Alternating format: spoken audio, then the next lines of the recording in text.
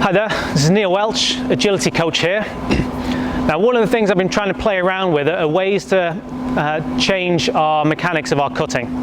So one of the common positions and scenarios we put ourselves in as an athlete is staying too tall and cutting with a very straight leg. Now, the reason this is an issue for us is it increases the load on the knee joint and puts us in greater risk of ACL injury, but it also slows us down because I'm in a position here where I don't really get much push off with a straight leg. Now, changing that is quite challenging because when you're on pitch, you're not really thinking about it. And even if we put you in a closed scenario, one-on-one with somebody else, all that thought process goes out the window and you move back to your old technique.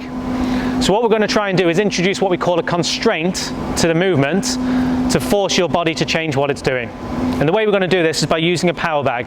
Now, this is a 10 kilo one I have here. I'd say 5 kilos would do the same job. But what I want you to start exploring is changing direction with something like this on your shoulders. So if I'm to start back here and move into my cut, because I have weight up on my shoulders, my body makes a decision that it can't do that movement with the straight leg and straight hip. So what will start to happen as I go to cut is automatically my center of mass is going to drop. And that's what a constraint is.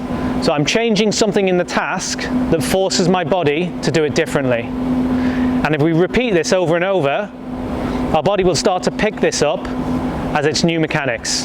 So I want you to start playing around with this. We can do this one-on-one, facing against someone, or we can just practice ourselves, but just start moving forward with a power bag on the back, and then just trying to cut. And what you'll start to see and start to feel is that little bit of a drop in the hip and the knee, putting yourself in a much safer and a much faster position.